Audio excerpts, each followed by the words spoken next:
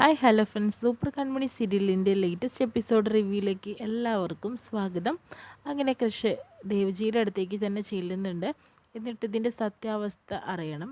കാരണം എന്ന് വെച്ചിട്ടുണ്ടെങ്കിൽ അന്ന് എന്താണ് അവിടെ നടന്നത്, മാനസയ്ക്കും അങ്ങയ്ക്കും തമ്മിലുള്ള ആ പ്രശ്നം എന്താണെന്നൊക്കെ ദേവജിയോട് തുറന്ന് ചോദിക്കാട്ടോ കൃഷ് ചെയ്യുന്നത്. ദേവജിയാണെങ്കിൽ അതൊക്കെ കഴിഞ്ഞ കൃഷി കാരണം അത് ഇനി കുത്തിപ്പൊക്കേണ്ട കാര്യമൊന്നുമില്ല, താൻ തൻ്റെ പണി നോക്കുക എന്ന രീതിയിലൊക്കെ സംസാരിക്കുന്നുണ്ട്. ഇല്ല, അങ്ങയെ ഞാൻ അത്രയധികം ബഹുമാനിക്കുന്നുണ്ട്, അങ്ങ് എന്നെ ഒരു മകനെ പോലെയാണ് കരുതിയിരിക്കുന്നത്, അതുകൊണ്ട് ആ മകൻ ചോദിക്കുകയാണെന്ന് വിചാരിച്ചാൽ മതി.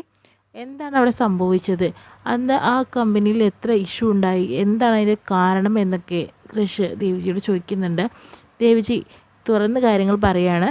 അപ്പോൾ കൃഷി വീണ്ടും ചോദിക്കുന്നത്, മാനസിയാണോ അതോ കൺമണിയാണോ ആ ഡിസൈൻ വരച്ചതെന്നും ആ ഡിസൈൻ ഒരിക്കലും മാനസയുടേതല്ല എന്ന് എനിക്ക് എൻ്റെ മനസ്സുകൊണ്ട് ഞാൻ അന്നേ ഉറപ്പിച്ചതാണ്.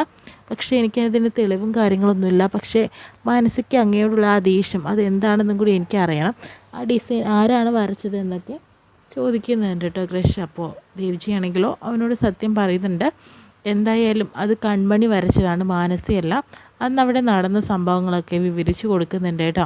അപ്പോഴത്തേനും പിന്നീട് ആ കുട്ടി എന്തിനാണ് കൺമണി വെറുതെ എന്തിനാണ് ആ ഡിസൈൻ മാനസിക്ക് കൊടുത്തതെന്ന് ചോദിക്കുമ്പോൾ, മനുഷ്യന്മാർക്ക് പല പ്രശ്നങ്ങളുണ്ടാകും കൃഷി, അതിൻ്റെ ഭാഗമായിട്ടാണ്. പക്ഷേ ആ കുട്ടി പിന്നീട് എൻ്റെ മുന്നിൽ വന്ന് കരഞ്ഞ് മാപ്പ് പറഞ്ഞു. അപ്പോഴത്തേനും എൻ്റെ മനസ്സ് അലിഞ്ഞു പോയി എന്നൊക്കെ പറയുന്നുണ്ട്. അവളുടെ നിവർത്തികേട് കൊണ്ടായിരിക്കാം അവൾ അന്ന് അങ്ങനെയൊക്കെ ചെയ്തിട്ടുണ്ടാവുക എന്നൊക്കെ ദേവ്ജി കൃഷ്ണനോട് പറയാം കേട്ടോ. അപ്പോഴത്തേനും ഈ സത്യാവസ്ഥ അറിഞ്ഞതോടുകൂടി കൃഷ്ണന് ഒരുപാട് സന്തോഷമാവുന്നുണ്ട്. നന്ദിയുണ്ട് ദേവ്ജി, എൻ്റെ മനസ്സിലുള്ള ആ ഒരു ഇരുട്ട് മൂടിക്കിടന്ന കാര്യം തെളിഞ്ഞു എന്നൊക്കെ പറയുന്നുണ്ട്. ദേവ്ജി പറയുന്നുണ്ട്, എന്തായാലും അത് നന്നായി, ഇത് നിന്നോട് തുറന്ന് പറഞ്ഞപ്പോൾ എനിക്കും ഒരു സമാധാനമായി എന്ന് പറയുന്നു കേട്ടോ. അപ്പോഴത്തേന് കൺമണിയെ ഓർത്ത് വല്ലാണ്ട് സന്തോഷിക്കുന്നുണ്ട് കൃഷ്. അതിനുശേഷം കൺമണിയാണെങ്കിൽ ആ ഡിസൈൻ വരയ്ക്കാൻ BR ഡിസൈൻസിന് ഒരു ഡിസൈൻ വരച്ചു കൊടുക്കാമെന്ന് പറഞ്ഞിട്ടുണ്ടായിരുന്നു ഏട്ടനോട്. അത് വരയ്ക്കാനായിട്ട് നിൽക്കുന്നു. ആ സമയത്ത് തന്നെയാണ് വരുൺ വിളിക്കുന്നത്. വരുൺ വിളിക്കുന്ന സമയത്ത് തന്നെ കൺമണി ഫോൺ അറ്റൻഡ് ചെയ്യാണ്. എന്നിട്ട് എന്താണ് വരുൺ എന്ന് ചോദിക്കുന്നുണ്ട്. കൺമണി നമ്മുടെ കല്യാണത്തെക്കുറിച്ചൊക്കെ അങ്ങനത്തെ കുറച്ച് കാര്യങ്ങളൊക്കെയാണ് വരുൺ സംസാരിക്കുന്നത്. കൺമണി എന്ത് ചെയ്യുകയായിരുന്നു എന്ന് ചോദിക്കുന്നുണ്ട്. ഞാൻ ഒരു ഡിസൈൻ വരച്ചു കൊടുക്കുകയാണെന്ന് പറയുന്നു. പിന്നീട് എന്തായാലും വരുണിൻ്റെ സംസാരം അത്ര ഇഷ്ടപ്പെടാത്തതുകൊണ്ട് തന്നെ കൺമണിയാണെങ്കിലോ ഏട്ടൻ വിളിക്കുന്നുണ്ടെന്ന് പറയുന്നുണ്ട്. ഓ, ഒരു ഏട്ടൻ, എന്താ കൺമണി ഞാൻ വിളിക്കുമ്പോൾ ആരൊക്കെയാണ് വിളിക്കുന്നത്, കമ്പനിയിൽ നിന്നാണെങ്കിൽ ഒരുപാട് പേര് വിളിക്കാറില്ലേ എന്ന് ചോദിക്കുകയാണ്. അപ്പോൾ എന്തായാലും മാനസമ്മയുടെ ഒക്കെ വിളിക്കാറുണ്ടെന്ന് പറയുന്നു. അപ്പോൾ വരുൺ വീണ്ടും ചോദിക്കുന്നുണ്ട്, കൃഷി വിളിക്കാറുണ്ടോ എന്ന് ചോദിക്കുകയാണ്. അതെന്താ അങ്ങനെ ചോദിച്ചത്, അല്ല ഞാൻ വെറുതെ ചോദിച്ചതാണെന്ന രീതിയിലൊക്കെ വരുൺ പറയുന്നു. വരുണിനാണെങ്കിൽ കൃഷ്ണൻ എപ്പോഴും സംശയമാണ്, അതുകൊണ്ടാണ് അങ്ങനെയൊക്കെ ചോദിക്കുന്നത്. അതിനുശേഷം തന്നെ വീണ്ടും സംസാരിക്കുകയാണ്, നിർത്തുന്നില്ല. അപ്പോൾ വരുൺ എന്തായാലും പിന്നെ സംസാരിക്കാമെന്ന് പറയുകയാണ്. എന്തായാലും നമ്മുടെ കല്യാണം ഇവിടെ വരെ എത്തി, എന്തായാലും കൺമണി റെസ്റ്റ് എടുത്തിട്ട് ചെയ്താൽ മതി. അങ്ങനെ എൻ്റെ ഭാര്യ ഒരുപാട് ബുദ്ധിമുട്ടിയിട്ടൊന്നും ഇവിടെ ഒരു പണിയും ചെയ്യാൻ നിൽക്കണ്ട എന്നൊക്കെ വരുൺ പറയുന്നുണ്ട് കേട്ടോ. അപ്പോൾ അതിന് കൺമണിക്കാണെങ്കിലോ വരുണിൻ്റെ സംസാരം ഒട്ടും തന്നെ ഇഷ്ടപ്പെടുന്നില്ല. അതുകൊണ്ട് തന്നെയാണ് അത് കോൾ കട്ട് ചെയ്യാൻ വേണ്ടിയിട്ട് നോക്കുന്നുണ്ട് കേട്ടോ.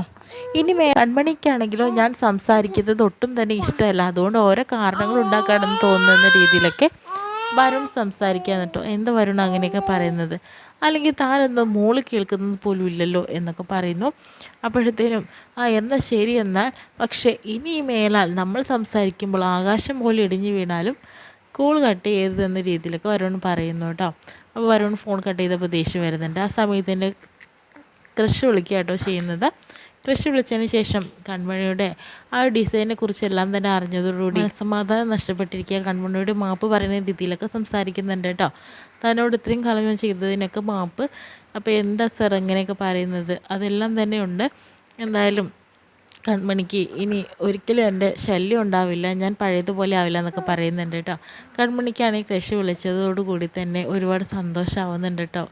അതിനുശേഷം തന്നെയാണ് കൃഷിൻ്റെ അനിയത്തിയെ കാണിക്കുന്നുണ്ട്. മാപ്പ് എന്നൊക്കെ പറയുമ്പോഴത്തേനും മാനസയോടാണെന്ന് വിചാരിച്ചിട്ട് അങ്ങനെ ഓടി വരുന്നുണ്ട് കേട്ടോ. കല്യാണത്തിന് മുന്നേ എങ്ങനെ, കല്യാണ ശേഷം എങ്ങനെയായിരിക്കും അപ്പോൾ എന്ന രീതിയിലൊക്കെ പറഞ്ഞ് അനിയത്തി കൃഷിനെ കളിയാക്കുന്നുണ്ട് കേട്ടോ. അതിനുശേഷം തന്നെ വീണ്ടും കാണിക്കുന്നത് മനോജിനെയും അതുപോലെ ലക്ഷ്മിയാണ്. അവർ സംസാരിക്കുന്ന സമയത്ത് തന്നെ മനോജേട്ടൻ പൈസയെല്ലാം എൻ്റെ കസ്റ്റഡിയിൽ തന്നെ തരണം എന്ന രീതിയിലൊക്കെ പറയുന്നു.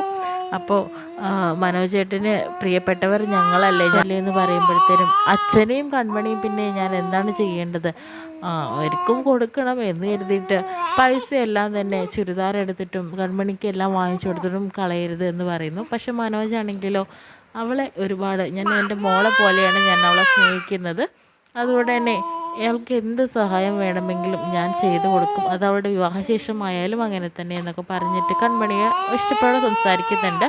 അപ്പോഴത്തേനാണ് കൺമണിക്കാണെങ്കിൽ ആ ഡിസൈൻ വരച്ച് കൊടുക്കാനായിട്ട് പറ്റുന്നില്ല.